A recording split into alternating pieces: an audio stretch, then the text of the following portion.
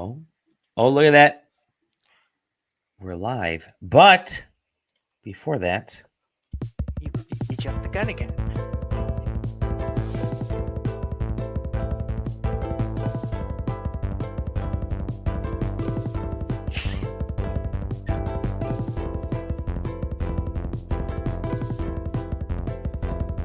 we are live on the SideQuest, your weekly journey into the wonderful world of video games, video game culture, and other things. There are three of us on the show today from SideQuesting.com. Also, visit us at SideQuesting TV on YouTube and Twitch. Hop into the Discord on SideQuesting.com. You can chat with us, meet a bunch of folks there. And you can also check out the very cool, very awesome Patreon, which is nice and helpful. Thank you to our executive, Punctified, Punkdefied, just a lovely person. Very lovely person. Thank you as well to our producers, Stefan Swanlin, Zero the Prototype, Exaginous, and Jeff Grubb. And thank you to everybody who's just hanging out in the Discord, hanging out in the Patreon. It's always nice and helpful. We like to meet people, like to hang out with people sometimes, and I like to have a good time. And I hope you're having a good time, gents. How are you guys doing? Oh, doing good. Yeah, doing good. Just waiting out these last 2 days for Metroid. The non-Metroid player is waiting for the Metroid. Hello to our viewers. Wait a Metroid. Metroid fan excited to play Metroid for the first time. Exactly.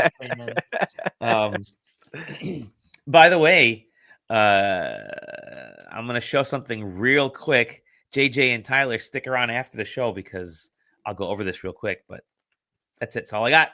I'll talk to you guys about that afterwards. Woo, some fun stuff. If you are in the Discord, if you're a Patreon member, this is related to you. Anywho, hope you're having a good week. Did you guys load up on food the last week and a half or so? Why? What happened? Yeah. What happened? Football? Yeah. No, just kidding. Oh, football. Yeah. Pretty much. Yeah, we actually managed to squeeze in our stuff between me being sick around this time last week, and then my wife caught it like immediately after, like on Saturday. So not if fun. I cough a lot during this podcast, I'm sorry, but I've managed to survive a whole week of work, and mostly that first hour of the day, I'm like, oh geez, but I'm pretty much fine now. Okay, that's good. That's good. I shouldn't do any weird voices though. You can always mute yourself. I'm notorious for coughing, which is what I just did there. Yeah. Yep. So feel free to mute yourself. I get a few. I like this mic because I can just. Mine's just my. Yeah. And then I can push the button and I'm back. Yeah, we're gonna we mute JJ on purpose actually, so that's good. Yeah. Yeah, it's I'm the glue holding this ship together. it's been a week or so. It's been a week since JJ and I talked. Less than a week actually. We spoke on Wednesday last week. Yeah. But there's been some stuff that's happened, not a whole ton in that last week. There are a couple quick stories that I do want to cover. You can decide if they're good or bad. They're never good. What am I talking about? Never good. Yeah. The first one is there's a new Sonic Universe movie spinoff announced for 2028. Yay.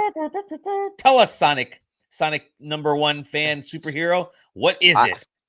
I don't really know because it's weird to call it a event film. I don't really know what they're supposed to mean by that because I mean we've already done mostly Sonic Adventure 2 and they've already proven that like they don't have to direct adapt a game in order to make it good.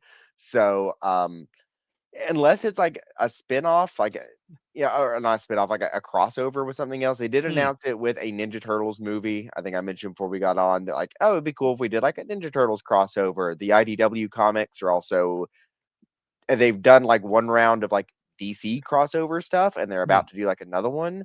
Yeah. If they made that, it would be movie, so weird cool. because we don't get crossover movies. Like that's just not a thing that happens in general. So it would be really weird for a big one to be a. Now, hear me Right. out. Hear me out. Hear me out. It's a mockumentary done up like Oh, Spinal Tap, man.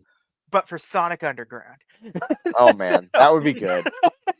I don't know if Sega would acknowledge Sonic Underground though. I think they try to make us It forget wouldn't, about Sonya and or you Manic. got to do the crossover, the live action movie with Sat-Am or something, Ooh, yeah. or just bring contenders on. Just bring them on, guys. Just Listen, I'm Julie going to tell Stu you right movie. now what this is. This is a big the Cat movie. That's all it is. Listen, I would be into real that. talk. If a movie ended with the stinger being Big the Cat, I would be out of my seat, climbing the next one in front of me, Do you just remember? screaming. Do you remember the end of the most recent Mario movie where it ends with like the Yoshi egg cracking, and then you just hear like the Yoshi kind of whole thing? Do the same thing, but it's just like screen fades to black. All of a sudden, you see a fishing pole in the thing, and you just hear Yeah. Froggy. Well, I mean, that's where it ends. they've essentially like they're doing that with every movie. Like 3 Yeah. ended. Spoiler for anybody that hasn't seen it yet. Yeah. But ended with like an Amy and Metal Sonic tease, which is what a lot of people wanted. So it's probably going to be very heavily based on probably a mix of like Mhm. Sonic CD and Sonic Heroes. I'm pretty sure like Metal Sonic will probably end up becoming like Metal Overlord by the end of it, like from Sonic Heroes, if I had to guess. So I've seen some like people. Sonic X. That's what we're Yeah. getting. Live Sonic action X. Sonic X. I feel like if it could be like a Shadow movie, I've seen some people like positing maybe we get like a Shadow movie instead of like a show like they did for Knuckles, which would make sense. They could kind of get into the whole like Shadow the Hedgehog lore, maybe introduce Black Doom. I could see that maybe being an event. Just whatever excuse to get to justify paying Keanu Reeves is really Yeah. One thing I did specifically say was like, oh, this probably means Shadow is not going to be in Sonic 4, so they can save budget on paying Keanu Reeves to come back again, and then they can use that money for a Shadow solo film or like a Shadow the Hedgehog movie. Because we've wrapped back around to the Shadow the Hedgehog game kind of being cool. They made a lot of references to that in Sonic 3, considering he had a gun and a motorcycle again, which I never thought would happen after Shadow originally released. But I'm interested to see what it is, and it's a year after Sonic 4. Sonic 4 is supposed to come out in 2027. This will be 2028.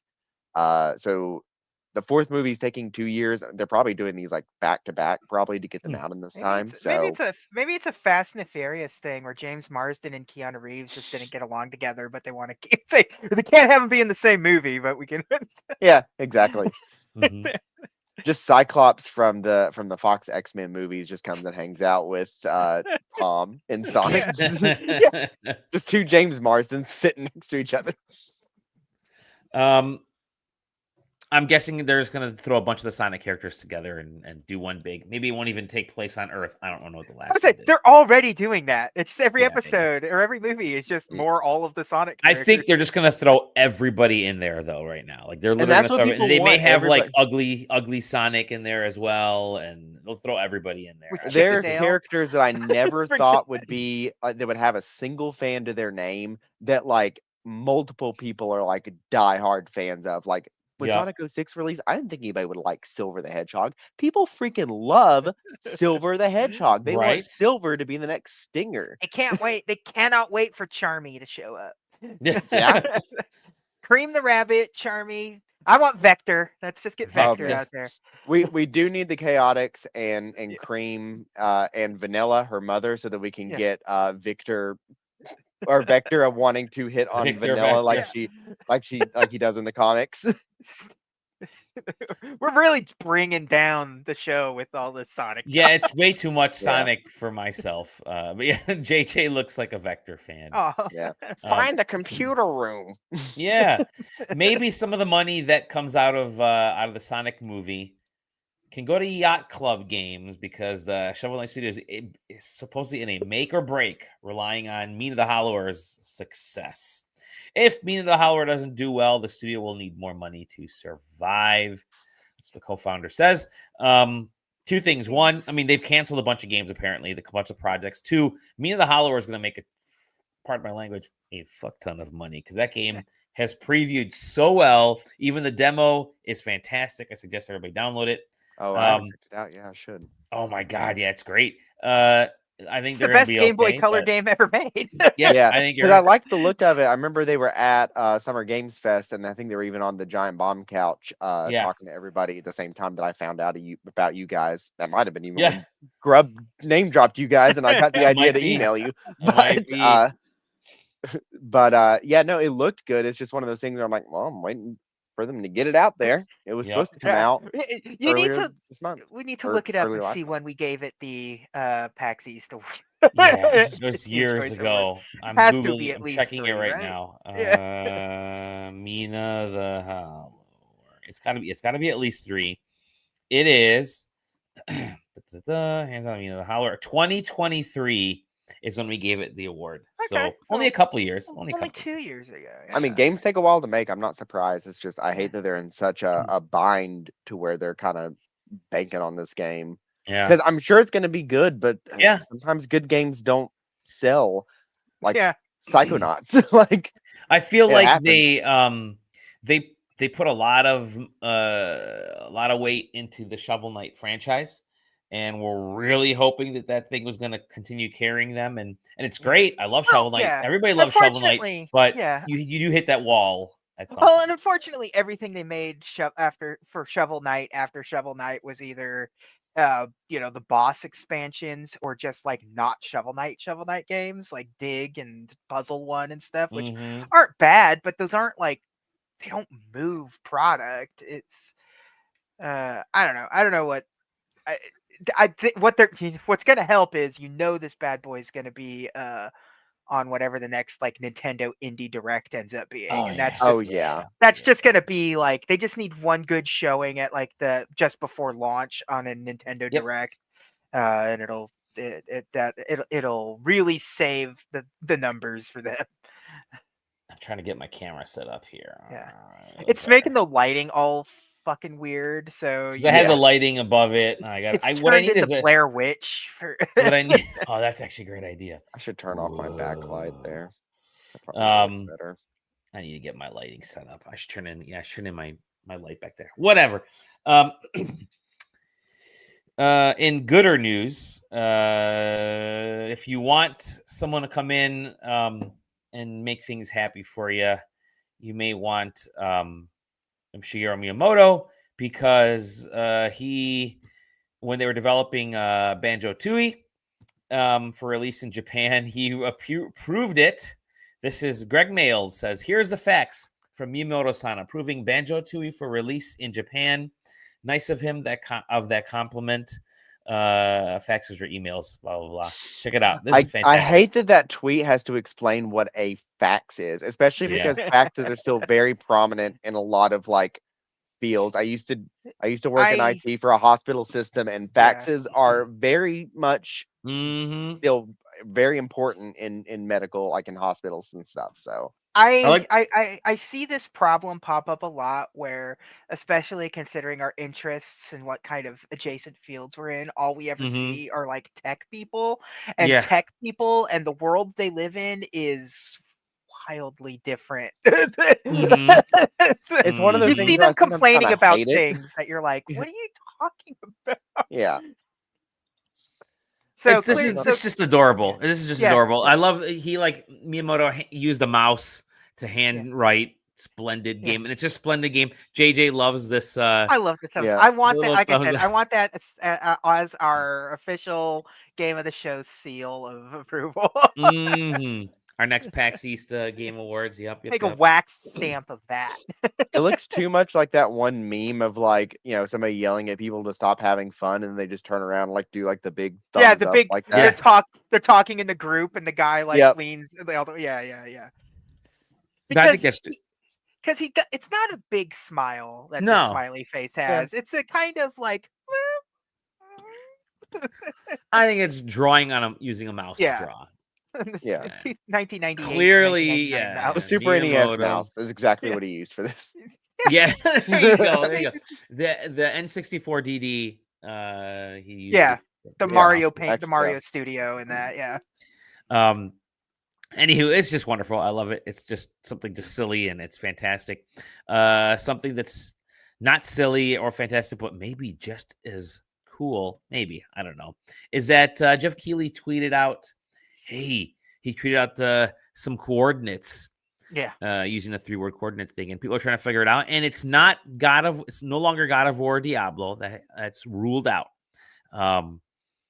So we don't know what this is. It is a very What is interesting. it? Like, I do like these kind of like weird viral marketing things, but it's one of the. Is it an IP that we know, or is it just going to be a new IP from some studio that either got a lot of funding from a publisher, or is like a well-known studio that we all love or whatever, and has the money for something like this? But it's like, because I don't know, because we've eliminated a lot of the like known franchises that I would probably guess off the bat. Here's the video of this thing, and apparently this whole sucker lights up. Yeah, and you can see like smoke coming off of it, which is upsetting. They're like, oh, that's the world serpent, and that's this, and that's that, and this is clearly Egypt, and it's like, no, it's not that. It's not God of War. Also, the world serpent is just like a thing. Like, they invent the world serpent. So if you want to know what I think it is, all right, ready? I think this is a. So it's clearly a doorway, because you got steps coming up there, right? It's clearly a doorway to hell or to something. I'm wondering if this is like, I don't know, Doom the Dark Ages DLC. That could be it. Dante's Inferno remake. I've seen some people say. Ooh, there you go. But there's also the potential that they're lying, and it is God of War. Or I don't trust people. Andrew Garfield lied to me for over a year that he wasn't in Spider-Man No Way Home. My trust is broken. But yeah, no one knows what this is. It'll be it's DC Dark Knight's Metal. That's Starro, but from hell. It's got few the Joker animals who laughs in there. There's a bear. There's a gator or croc. So there's a serpent. Everyone's thinking it is God. No, they've Corey Balrog said it ain't God of War related, but I don't know what this is. As if he would say yes anyway. As if he would say yes. I was gonna say, like, if it was you, would you say? You wouldn't say yes. You're no, right. I'd be like, I don't know. I would say, I don't know what that is. And then leave it at that. So, but it's better than like a decade ago when everyone just responded with, Sony of America does not respond to rumors and speculation or whatever. That's just all we ever got. I still get those. I got that one time when at the very early Google TV stuff, a friend of mine had seen a presentation that they were going to try and get a Google TV product or something onto the PlayStation 3 and make an attachment or something for it. And ended up pulling back on that. But so I emailed before I posted anything, I emailed my Sony rep, and I'm like, hey, is this thing legit? And then their response, we can either confirm or deny, blah, blah, blah. Yeah. Well, it ended up, that didn't come out in that way. I think what ended up happening was that the streaming stuff started. So you got Netflix, you got Hulu, you got all those other things. So Sony had their own cable TV for. They had their own cable TV thing. Oh, so that one show is on it. Powers, I think. That adaptation. That adaptation of the comic. Yeah. So, anyways, that's that, and that's all the that's all that news stuff that we got. But let's get into some of the stuff that we've been playing, and we've been playing a whole heck of a lot. I know JJ and I have been, but let's talk Tyler real quick. Tyler, what have you been playing in your preparation for Metroid Prime 4? Well, so I finished Digimon a few weeks ago, and I've talked about it enough to where I'm like, you know what I think. It's a good game. I'm not going to go into it, but it was an awkward amount of time left between that and Metroid. Everybody's talking about rumors about the Game Awards. Somebody, maybe even one of you, like posted like, maybe we're going to see Prince of Persia: Sands of Time remake at the Game Awards, since they rebooted development on it, and they had that new teaser trailer a couple of years ago that was like 2026, and it's almost 2026, and something just clicked in me. Oh my god! I have a Steam Deck now, I took some time to get it all up and running, which actually wasn't too hard. I just installed like the widescreen hack and there was like a community template for controls. And I'm just playing Prince of Persia Sands of Time, baby. That Here game is your Sands of Time remake announcement from 5 years ago. Yep, exactly. So it's still just a really good game. I forget how much I love this exact style of game, like super linear action adventure platforming. It's got its problems. The combat isn't super great. Oh yeah, this is the original trailer where everything was kind of ugly with it. Which I remember thinking, like shit. yeah, whenever they first released this, I didn't think it looked that bad, and then like, yeah, I saw this trailer a couple days ago, like, oh wow, actually this does look really bad.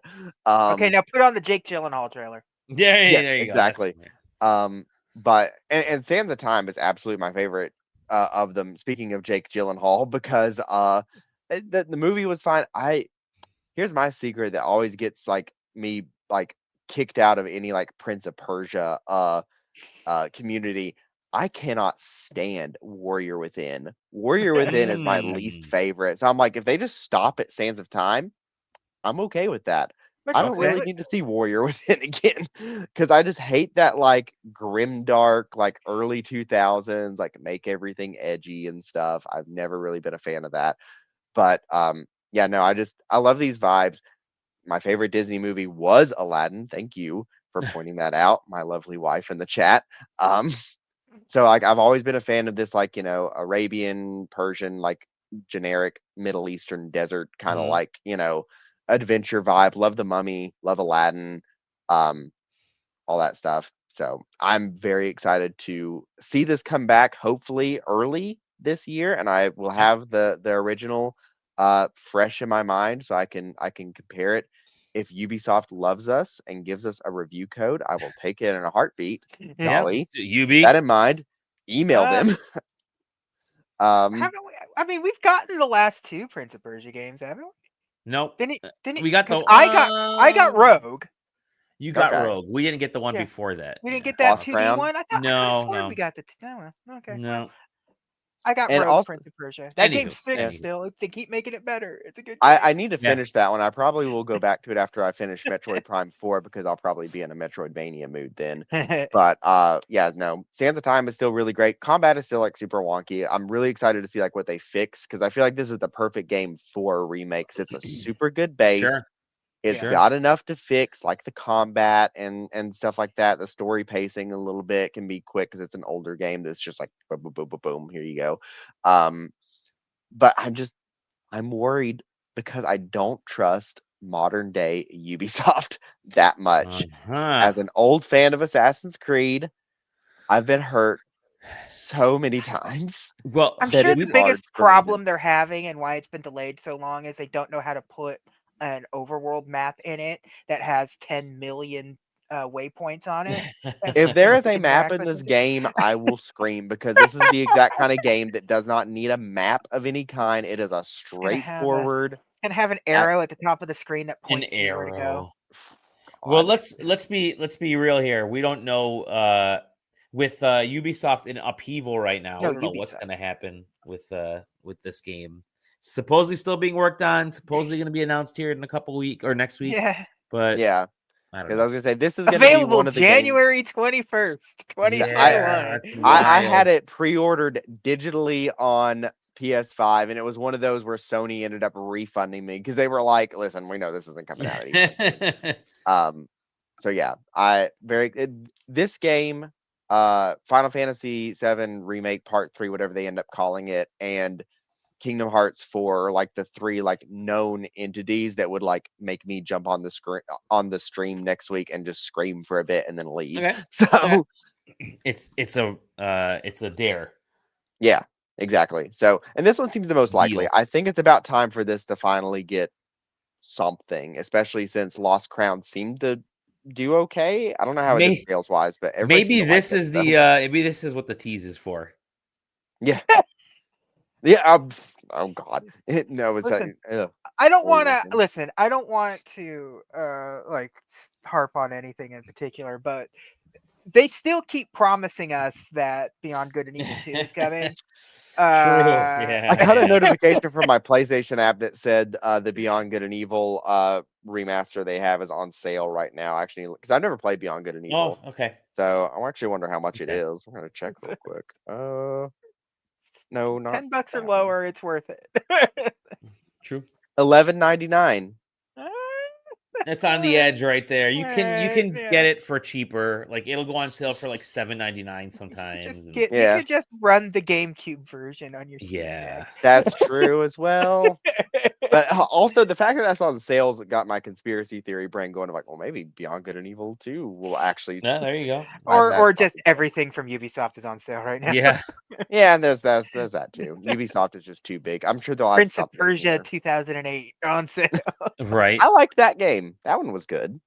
Bring that one It back sucks too. it sucks that you can't play the ending on anything Yeah, but that PlayStation epilogue 3. DLC like stuck to PS3, I think Yeah, is like the only thing yeah, that's got it on. yeah. They never released it on PC. Yeah. It's the only version you can buy now. That's crazy. But yeah, I'm excited. Cool. I hope that it's going to be at the Game Awards 'cause that'll get me out of my seat. I hope there's something that I'm excited about because these Jeff Keighley events usually have like one or two really good stingers and then like a whole middle ground of like, okay, there's And then another. Jeff Sure. in tears over Yeah. like some sort of Italian brain rot meme game or something. Mm. Yeah, or like the 40th like, dark themed, like maybe it's a Souls like, maybe it's Grim just Dark. a generic action adventure Yeah. game. So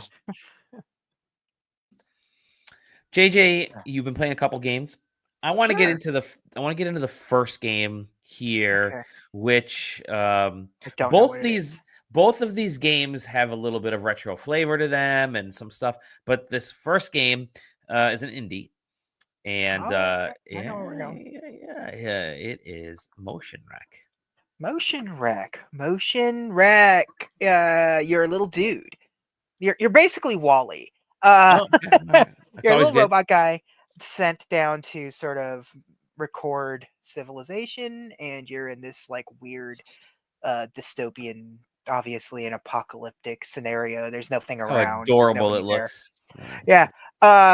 And so you get these powers of recording your motions. Hence MotionRec. So you get your typical jump and walk animations, and you can jump a little bit and move around, and puzzle platforming. Every screen is a puzzle to solve. And basically all you do is you hold one trigger to record what movement you're doing, and that's whether you're doing it or gravity is doing it for you. And the other button plays it back in reverse. So you'll walk backwards, you're going to create a forward movement, or and vice versa. And same thing with ups and downs and circles and whatever it is. So you're going to enter a room, you're going to stare at the architecture, and you're going to go, all right, what is it they want me to do? Because everything has a purpose in it. Nothing like all of the background is there to make you think of a path ahead. Like, okay, so obviously I can go up a bunch and left and right either direction. So what I'm going to do is I'm going to hold down the record button and do that, and then see if you can if that's going to take you to the secret or the next stage that you can't quite jump to it, so you need to record yourself to get yourself a little bit of boost. And I mean, Motion it's record. Now I get it. Motion record. motion, yes. You're recording your motions, hence motion record. It's not a Wii adaptation of the Spanish horror movie. No. That would be cool though. Yeah. But no, this Cool. game looks so good and it feels really good, and it is nice to just have the puzzles contained to a single, like the frame in front of you, and just trying to look at it and figure it out. And sometimes you just sit there and you're like, I have absolutely no idea what it is you're asking from me here. So you just kind of play around with the momentum, play around with all the platforms, and see things and do things, trial and error, and it feels so satisfying when you get to that checkpoint. It feels good, and it does the portal thing that once you get to the checkpoint, your previous recordings get erased. Oh yeah. And you can only like your recording ability and your playback ability only reboots when you like make contact with the ground again. So like you can't just like spam it. You can't spam bunny hops by like recording them and then jumping and then just like tapping the playback button over and over again. It just doesn't work that way. Because you think you'd be able to spam it if you could, but you can't. So but you also get a good chunk of record time. And some of these you'll see like when he's recording, which is the red one, obviously. You'll see he's got a little bar under him. Or above him, and that's how long you can record for. And you can also like double back around and stuff. Like it just records your entire thing and will replay it in reverse. However, you've played it out. So can you grow the length of that recording bar? Is that part of the? Nah. No. Okay. Nah. It is what it is. Got it. But like everything's just kind of one frame. You know, it's you get your screen, and this really feels like back when this was indie games were just this for a hot minute. And I loved those, you know, things like the 1001 Spikes, even a little bit of Braid in there if you think about it.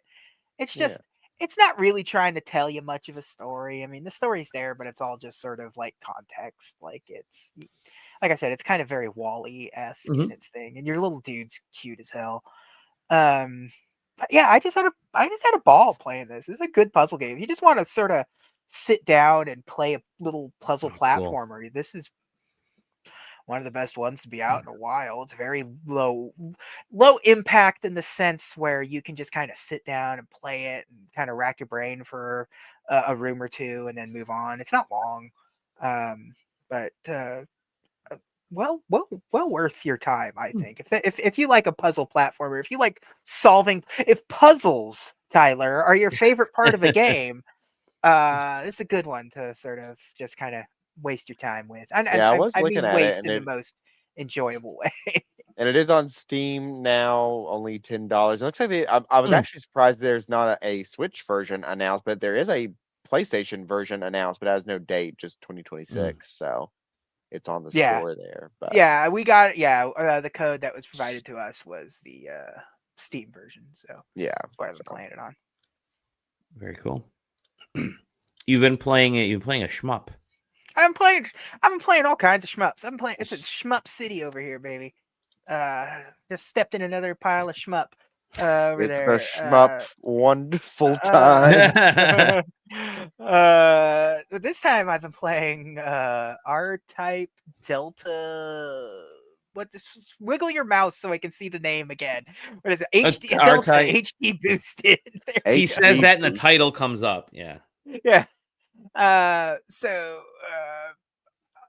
R-Type Delta was the PlayStation 1 R-Type game from the R-Type, obviously long-standing franchise of shmups. Probably one of the biggest in like this style shmups, like period. Like there's not very many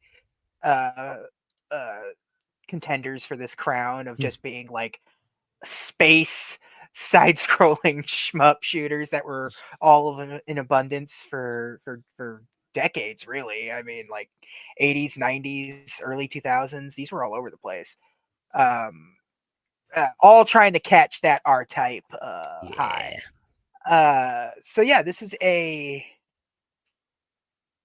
remaster of R-Type Delta for the PlayStation 1. So this is a good game. R-Type Delta is a very good game. It is hard as hell. But like in a good way, not like in a Dark Souls kind of way where it's either gonna make you or break you. Like these shmups, it's hard for a shmup, but it's not a bullet hell. You know, it's not Bong.io or something. This is, but it's still hard. It is going to put you through your paces. So that's good. That's the good of it. It's got high res assets plastered over the top of this thing. Can play it in widescreen or an enhanced widescreen or its normal full frame. It's got a new soundtrack by some people from that have performed historically R-type music. And that's kind of it. You expect when you get a package like this for it to like have something like, it's missing two of the most like what I kind of consider critical things that you expect from these sort of remasters and like repackagings of older games and stuff.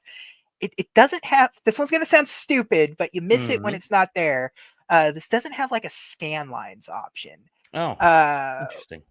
And it doesn't have a rewind feature. That one hurts a little more. I expect that from a lot of these, like that Toplan collections that you sent me. Like, those are really hard shmups, man. And having the rewind feature really goes a long way. I don't have the time for this anymore to sit down and try to beat R-type in a single sitting and kind of stuff. And so there's no rewind feature, which sucks. It made me mad a little bit. I was like, I just wish. And it's almost sad because as a PS1 game, if this just came out like the original on like, their classic service, it would have rewind built into that emulator. Yeah, and that's the thing too, because also you can also just turn off all the stuff and just play the PlayStation 1 version in this. Which is how I've been playing it. I don't necessarily think the HD assets bring that much to the game here. They don't look great. They look fine. But like this game's the geometry and the look of it was specifically designed to look like this. And you can tell when you try to smooth the edges off of something like this, it kind of defeats its aesthetic appeal overall. It's not necessarily good HD. It's not terrible, but like it's so much better playing it as the PlayStation 1 version. And that's where the scan lines kind of like, because that kind of helps make it look closer to how you remember it looking, even if there aren't particularly great scan lines in some of these emulator situations for these games. They still help the overall look of some of these non-HD games at the end of the day. And so I playing through it, it's kind of how I remember it. I wasn't a huge like R-type fanboy or whatever, so I was like, oh, that's good. This is how I remember this. How I played it. Timing's a little off. You'll notice sometimes there's some delay that kind of sucks, which sounds like they're working on it. I was reading on some boards earlier this morning, and people have a lot of opinions on this game that are like R-type fans. There's a lot of apparently missing things, and formations are missing and stuff. So there's apparently problems with it that none of us normal people would notice, but the R-type people notice. That's for sure. I was gonna say the real R heads out there. They're real R heads. Yeah. I don't think you're allowed to say that. I think you can get canceled for saying that. That's right. It's not 2009 anymore. But also, like, I just let me just I just need to look up.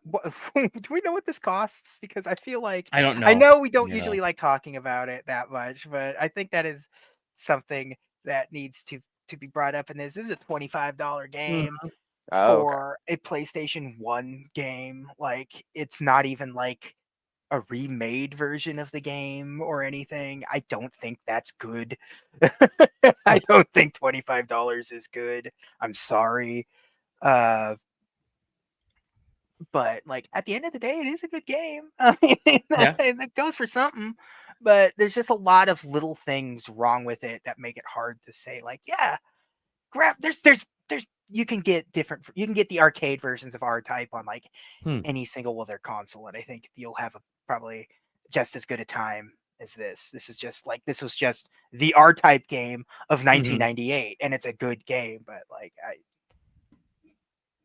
there's some things I want to say that I can't say on air for an official review. Quick, cut the feed. Cut the feed. Okay. Okay, we're done talking about the game now. So you don't add this part at the end of it, Dally. Okay, do me a favor, like right here. We're doing it right here.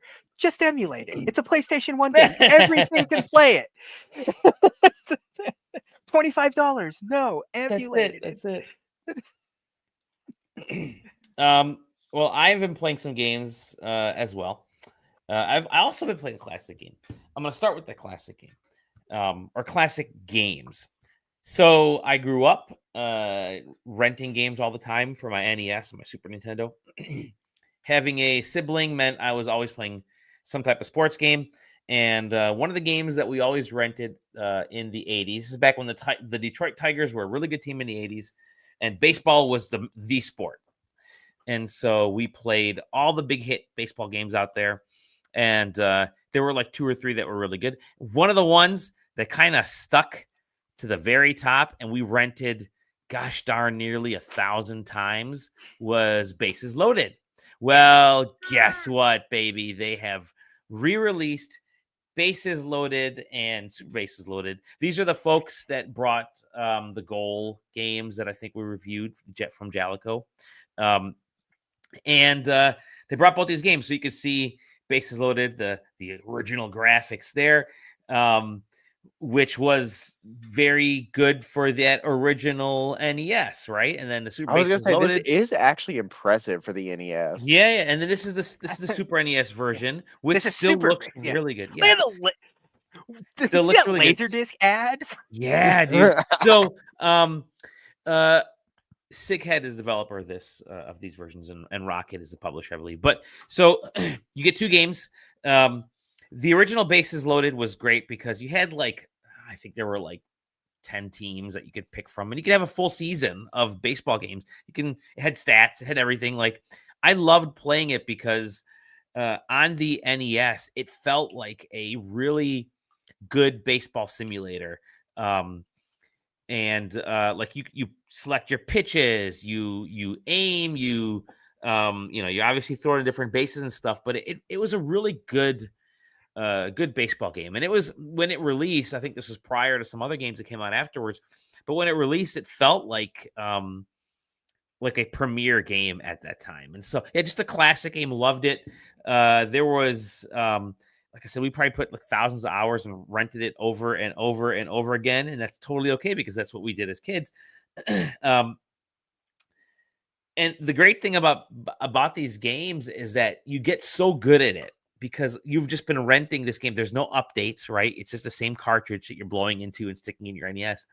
But you become easily overpowered. You become sick good at these games where you rent it and you're immediately plowing through games 15-0 and 20-0, and you're throwing no hitters and you're just launching the baseball. But that's what made these games fun.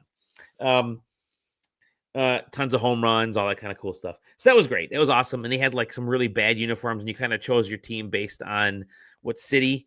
And by the way, your city was never represented, or you chose a cool baseball uniform color, and that was basically it. That's Bases Loaded because there weren't real cities, real teams in there.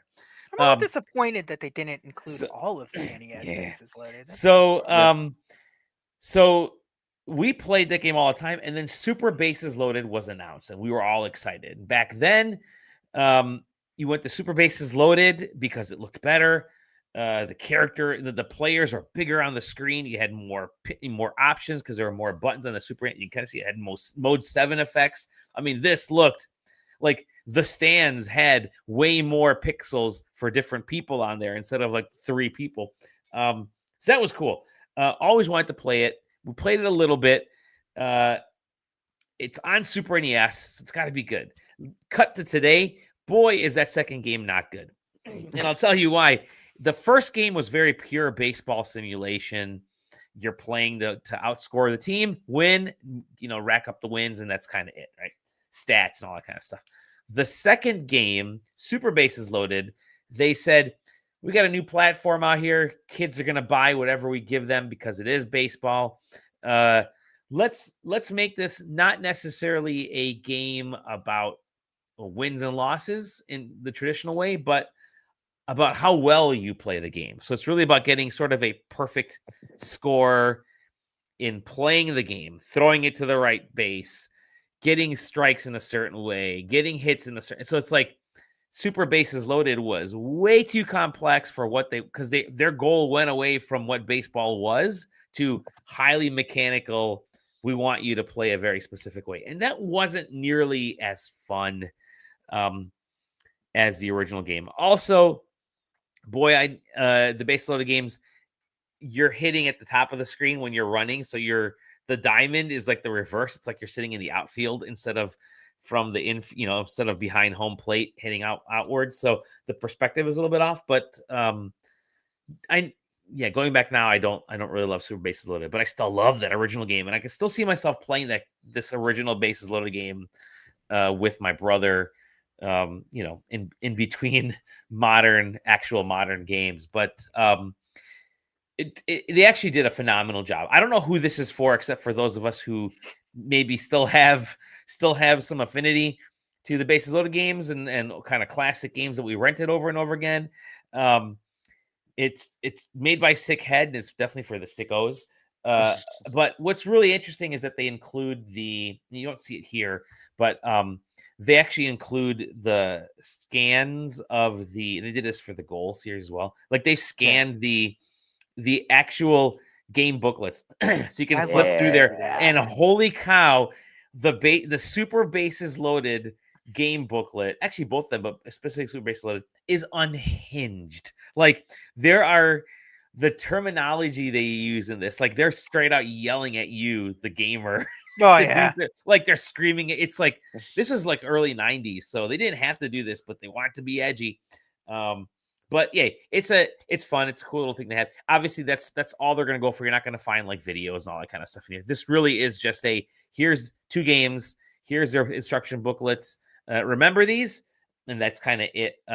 So it's a neat collection for those of us who played these, and I will probably play that original game when I have my brother over every once in a while. I don't see myself playing. I was gonna say just set it up at Christmas and just that's walk probably away when it's halfway gonna through be present opening and just start playing. I think that's probably the best time is you're gonna play this like a couple times a year, maybe at a family event. It's like, hey, I don't have my NES, but you remember the NES? We played Bases Loaded for a bit, and you'll play like 3 or 4 innings and then kind of call it. But it's that's kind of a bummer too to put out a collection of just 2 games when like there were 4 Bases Loaded games on the NES. Sure. I think there were 3 or 4 Super Bases Loadeds. There's some, and there was at least a Game Boy game. Like, and I think a lot stuff. of I think a lot of it is just there's some rights based things that people can and can't get, and then there's I don't know what it would be in the Bases Loaded games since it's not like they ever cross branded them. I don't even know if this PlayStation Bases Loaded. They didn't use real players. Yeah, they did. No, I think what they're trying to do is they're just trying to show. They're just like doing these duality. Like here's version A, and here's the sort of sequel to this, and that's it. Because they did that with Goal, and they're doing it with this. So maybe the one down that the I line played had. But the one that I played that had like the Shut Up and Jam and Shut Up and Jam 2 on it and everything. Jalico like as well? Yeah. Oh, interesting. But yeah, anyways, it could be. I guess they could always do a second pack, but I also don't know how much like Bases Loaded fans out there like to sell. Well, that's the thing too, because for the exact same price of this, I saw at Target the other day one of those little junky handhelds that like At Arcade puts out. That was Bases Loaded themed. That came preloaded with these games on it.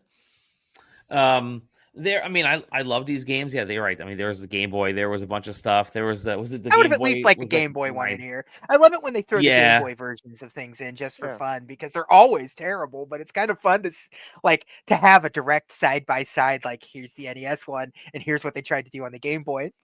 You got to admit they got close.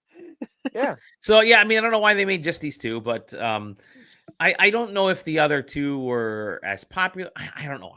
I never played the others. I never played the Game Boy version. I just played this NES and the Super NES version because those are the ones that I remembered the most. For discovery purposes, that it would have been great. You're right to have these other ones, but For what this is trying to do, just those two, I think, whatever. It's like the first of the, maybe their intent down the line is to put these other ones out and kind of release a different cadence of them. I don't know. What they have here, I don't know the cost of this thing. Hopefully it's not, it's not too crazy, because you're only getting 2 very old games that you can get other ways. But yeah, anyways, it's fine. I'm surprised at how well they still play. Like, control wise, they've both these and the goal ports, and maybe I don't know if to shut up the other ones that you played, JJ, but the ports were actually really nicely done. Like, they did function like the early NES and Super NES games, so they did a good job of that. But again, it was the Accolade collection done by the same people. That's what it was. Okay, that's probably why. So yeah, good fun. Also playing the game. A game about my youth-ish. I was not a youth when any of these properties came out, but I do remember them fondly because I was still in my 20s. Y'all were in your youths when these properties came out. But we did grow up on a lot of these, and that's Nickelodeon, and this is Nicktoons and the Dice of Destiny. And this is... I was a big Nickelodeon kid, actually. So. Yeah, I mean, I was too, but all my stuff was prior to this. I was renting. I was like, even for me, my Nickelodeon was like definitely even pre-SpongeBob. Yes, pre-SpongeBob. I remember the first episode of SpongeBob coming out. Yeah. I remember Rugrats. So Rugrats was right on the edge there. Anyways, Nicktoons and the Dice of Destiny take sort of the modern, that era of Nickelodeon. Ninja like Turtles the late 90s to like the mid 2000s, and then even some a little bit afterwards, fairly Odd Parent, whatever, all that kind of stuff. And they've packaged all of them in a who's who, kind of a it's sort of a D&D based adventure or action RPG, right? So it's baby's first action RPG, and it's meant to be simple enough to play. I mean, you can look at the design of the characters. They're not obviously overly complex. It's an action RPG, and it's surprisingly fun, even though it's aimed at like the really young folk out there, aimed at little kids, aimed at like 7 or 8 year olds. They did a good job of, they being developers. The developers did a real good job of just making it enjoyable, even aimed at that young group. A lot of times you'll get these games that are just kind of throwaway properties that we've seen several times, especially Nickelodeon games. But no, they've actually made so I guess the best way to say it is they had all these characters, right? Now, like, how do we bring all these characters together? Well, let's look at a couple genres, right? Because this is the same team that did the All-Stars, or the Nickelodeon All-Stars, that fight, the second fighting game. And they said, well, let's look at this genre of action RPG, but let's start with the action RPG backbone and make sure that functions, and then we'll start putting the characters in there and adding that flavor in. And I will say, it's not as if these characters are just like skins to an action RPG.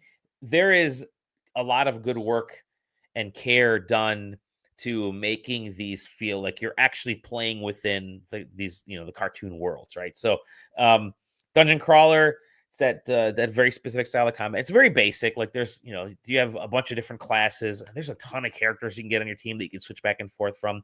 There's a hub world that after you kind of complete a map, you go to the hub world, you can do your upgrades, and you go back out. You can do the same map again if you want to go back and try to get some more loot and all that kind of stuff. So it is exactly what you think of when you think of an action RPG, even right down to that viewpoint.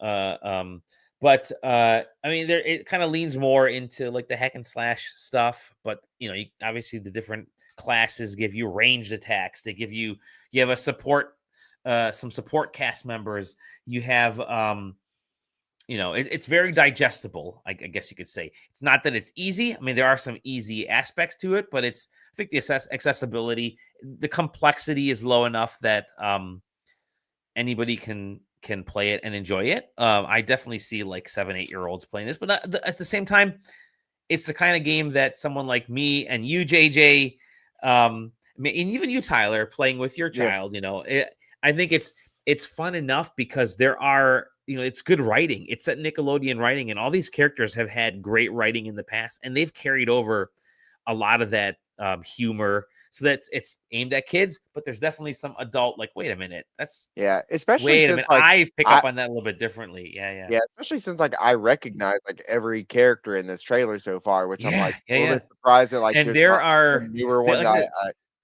I don't there are recognize. some Like Avatar is probably the newest one that I see, and it's like I didn't watch Avatar live. I've watched it at least sure. once. So There are some surprise characters in here, by the way, which are like, cool. and towards the end, like the last couple characters you unlock, and you're like, oh my goodness, I did not see that one coming.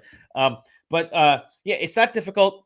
The story's very digestible because it's like, hey, we got to find this dice, and let's make this die, and let's make our way out. Whoever finds this die wins, and it's essentially Timmy here gets he's playing D&D with his friends, and he's like, hey, I want to go in a D&D world. I said, okay, well, of course we'll it zap goes you in from there. a bad Timmy wish. Of course, Yes, it really was. It's a bad wish, and then he shows up here, wakes up, and all these other characters have already been zapped in, and they've already been kind of going through these runs for a little bit of a time, but it's because of Timmy's wish that they've all been kind of brought together, and you go through these different worlds, and you're bumping into enemies, you're bumping into NPCs, you're bumping into you're visiting towns and locations that are very accurate to the cartoon and to the lore of all these different cartoons, but they have a little bit of fantasy twist on them, which is great. So it's like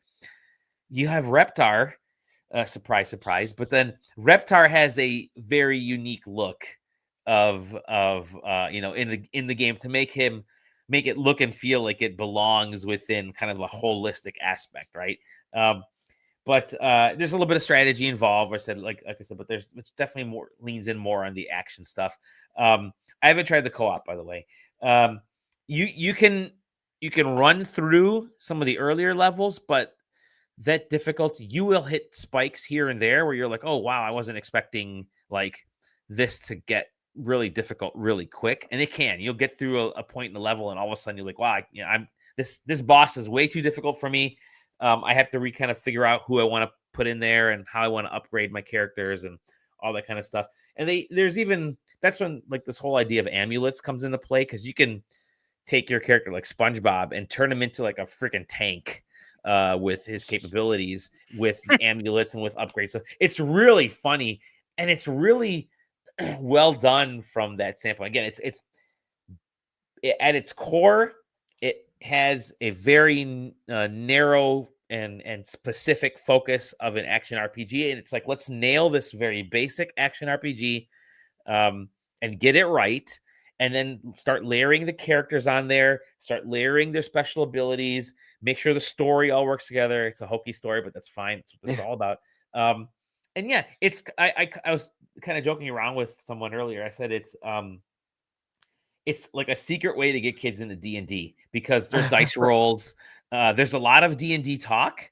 And that's really fun. Like they go into storytelling D&D style within this, but obviously a Nickelodeon way and a kid way, and it's really funny. I'm like, oh wow, they were able to sneak this in or work this in, and I can definitely see kids, like, there's Reptar right there. I can definitely see kids getting into versions of role, tabletop RPGs because of something like this. So yeah, it's good. If this was out when I was 7 or 8, like I said, I would have. If I was 6, 7, I would have loved it. But now that I'm 46, 47, I mean 26, 27, I'm still liking it. It's perfect for what it needs to be, which is a very simple, easy to digest action RPG, and it's the kind of game I feel like, JJ, you and I talk about this all the time. It's just, we don't put scores on this. Yeah. And I don't want to call this a 7, but everything it does it well, and it does it right. And it's a perfect the official 7. SideQuesting stamp of cromulence. yeah, Exactly. I didn't notice any issues at all whatsoever. I played this on a Steam Deck. Didn't notice any issues. I had some loading issues, but I think that's part of the Steam Deck problem, not necessarily the game. But yeah, it's It's fun. This It's cool. screams to me like that DC game that I played. I was gonna bring it up. Like it It's very like much feels like where that. it's like it's definitely a kid's game and it's a kid's take on like Diablo, but it's got DC characters in it, Yep. and it's clearly written by an adult who understands it. Like it was like, yeah, like put in some weird deep lore for no reason other than they know a dad is going to be playing this with their kid. And it's totally what happens in here. Like like I said, there are dad jokes, mom jokes, parent jokes in this where I'm like, oh, they knew what they were doing in this. And then they're like, there's like the geek stuff. Like this game is aimed. Here's a good way to put it. This game is aimed specifically at kids who are watching Nickelodeon now on Netflix and in movies. Paramount, I think it's got all the Netflix. Paramount, is that where it is? Okay, whatever. Stuff, yeah. But it's also aimed at those of us who are parents and adults that grew up on Nickelodeon because we're like, oh, and I get those jokes now that they wrote back then, and I understand it now. And then finally, it's aimed at like D&D and action RPG gamers who want to just get in and stay in that genre and play a very cohesive and looks like it treats it with more respect than the Tiny Tina game. Yeah. And that's great because like that's exactly what you want out of a game like this. Because I definitely, whenever my daughter is older, will be interested in. Unfortunately, not quite there yet at 2. Sure. Like not even like watching like proper Nickelodeon shows. She does like Blue's Clues. That is Nick Jr. But we're still taking a couple years to get to like Rugrats and Avatar and SpongeBob and stuff like that. Actually, I did try to put her in front of an episode of SpongeBob and like his big like blowhorn alarm clock. It scared the hell out of her. Oh and no, she didn't want to watch more. So, but this is great because the characters are almost chibi. The animation style, so it's really Ninja Turtles having the Nickelodeon stamp on it will never not be weird to me. Cool. I was gonna say, it's like I forget that like they fully own. It's just a Nickelodeon thing now. Yeah. Because I watched like the Fox Ninja Turtles, like the Fox Box Ninja Turtles one. I've been playing one last game. I'm playing an indie, and this one threw me for a bit of a loop because I went into this initially thinking, okay, this is kind of basic. It's sort of a kind of a typical action, side-scrolling action game, roguelite type of thing. And then there's layers. There's a lot of layers to this, and like an onion. Like an onion, but more like layers to the earth because the game is called Million Depth. And it is a game in which it's kind of set in the future. You're the last human. You don't know where any other humans are.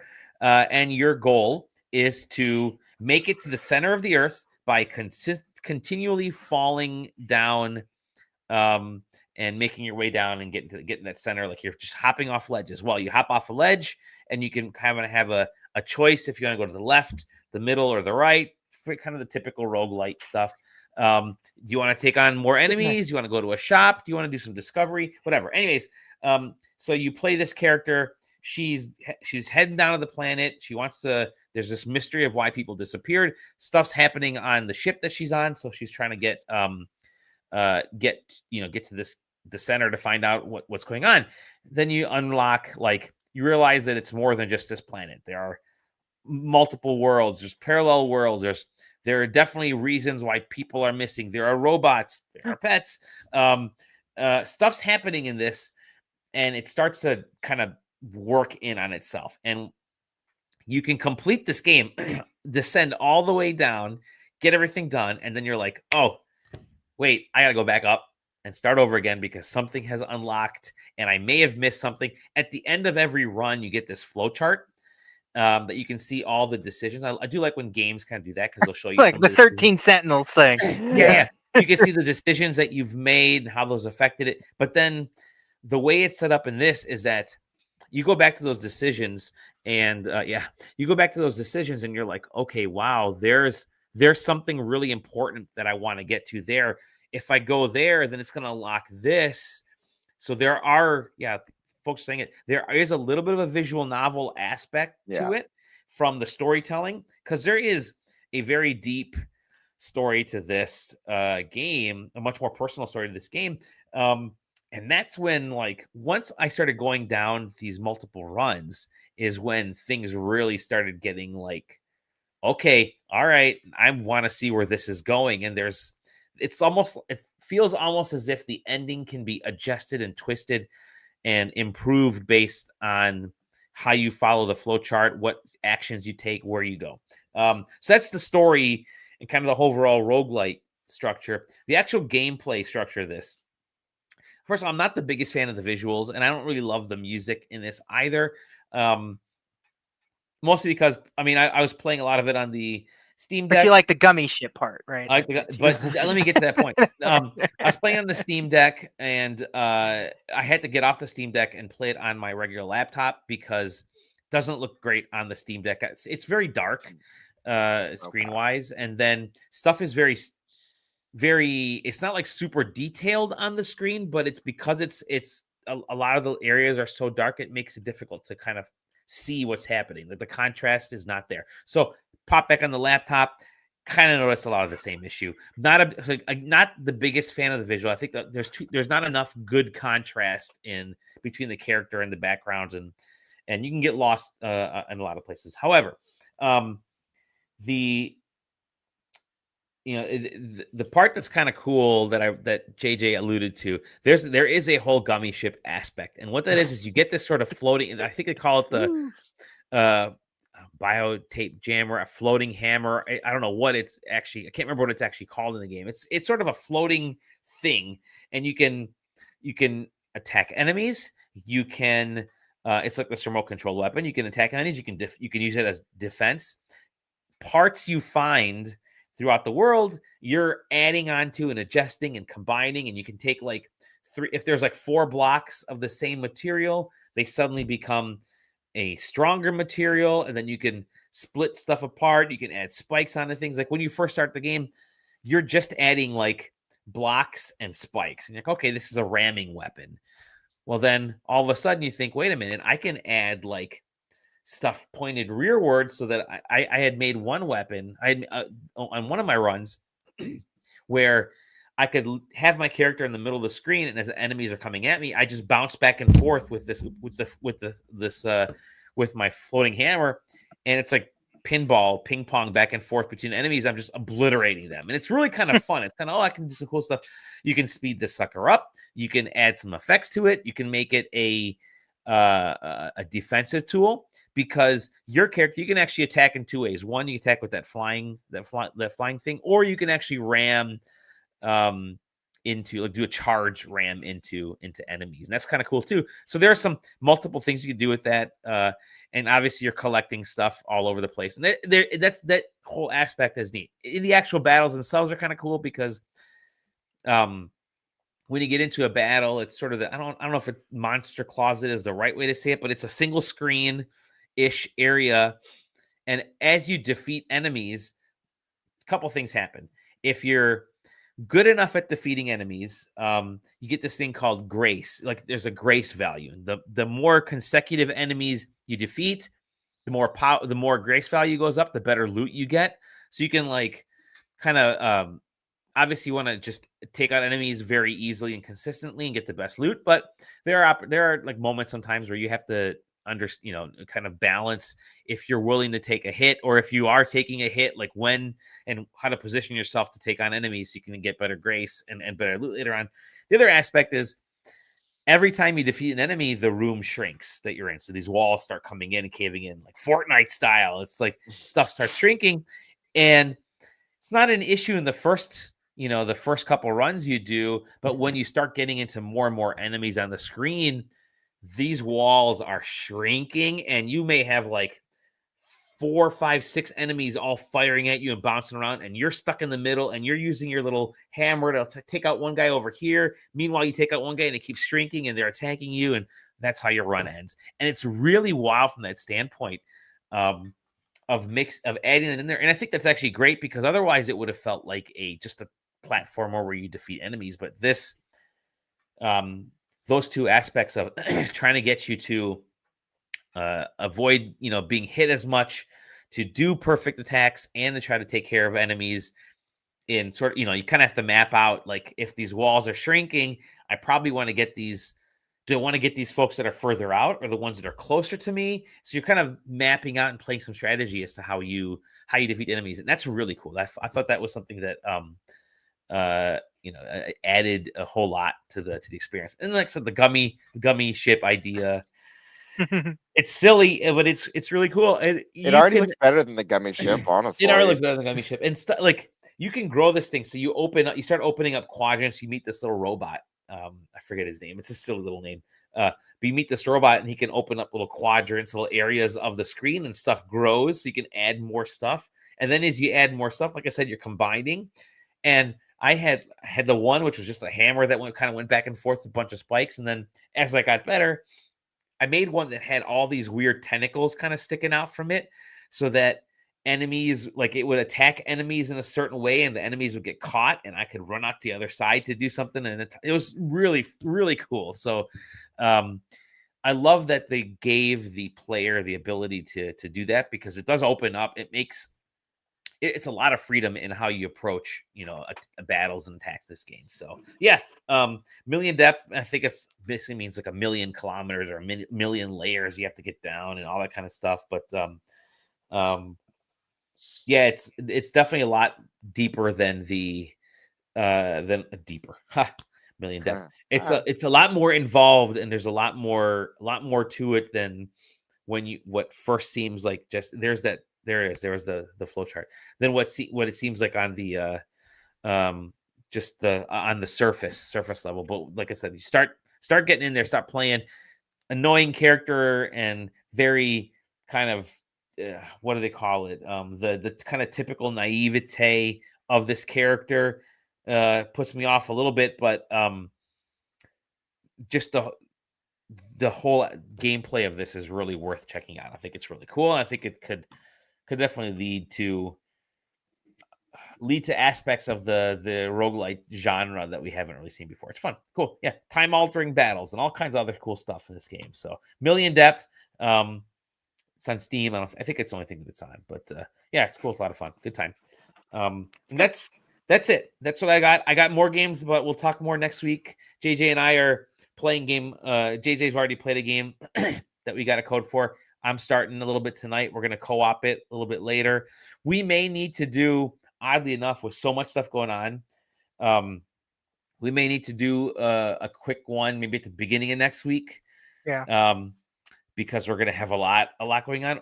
I don't want to do the tail end of this week, maybe the beginning of next week prior to the Game Awards show. We'll do something like Sunday or Monday or something, whatever. We'll pick a day, and then we'll get rocking. And yeah, it's a good time. Lots of stuff to talk about. Lots of stuff. I'm going through my list of review codes. I'm finally getting through there. Stefan, thank you. A good old friend, Stefan. He's stepping up with taking on a couple codes for us as well, here and there. So we got people reviewing stuff. I know Taylor and Zach are playing something right now, which is pretty neat. So they're co-oping something cool. Zach's gonna come in with his final Black Ops thoughts. He had a good hot take last week. So when is the holiday stream?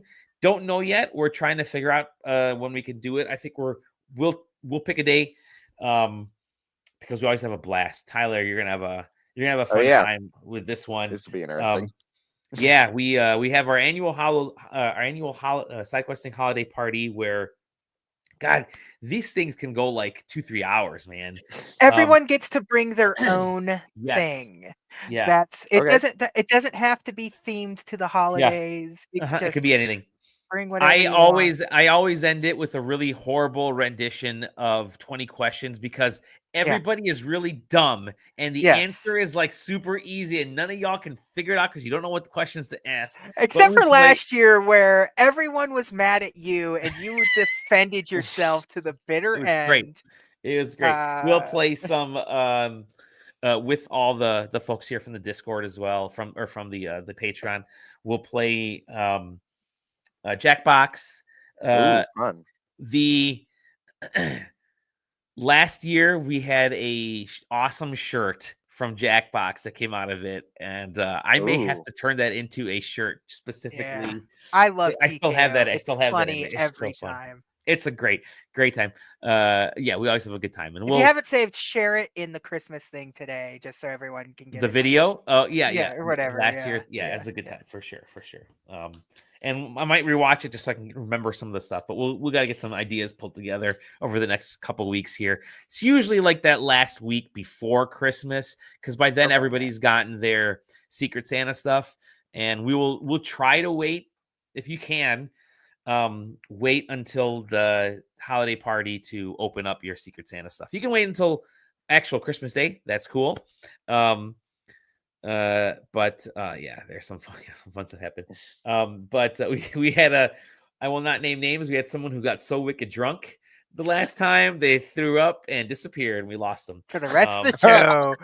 That's awesome. Some say they still haven't shown up. Some say they still haven't shown up.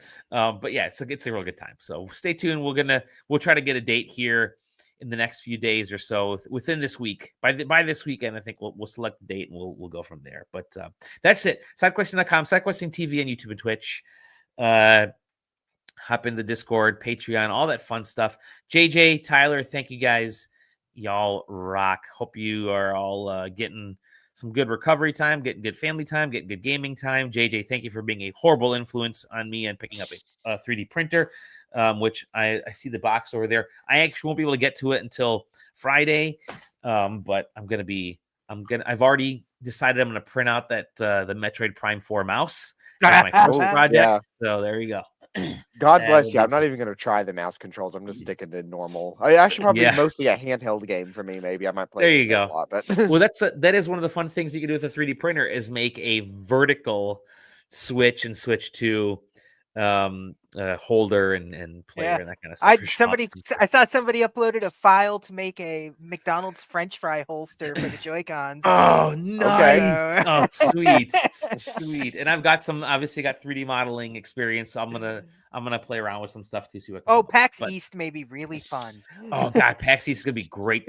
We're gonna have physical awards this year. Like there'll be a big physical aspect, not just a printed sheet of paper with a stamp on it, a big physical aspect to the awards. All right. Who knows what the panel will Yeah. We'll have some fun stuff. I've already got stuff to give away for the panel. A lot of Gunner glasses. Just giving you the heads up right now. If you guys want Gunner glasses, some that are worth a couple $100, you want to show up. PAX East, baby. PAX East, baby. With that said, like I said, go pay us, Gunner. There you go. Maybe some 5 hours. Well, on the next episode of the SideQuest. Bye-bye.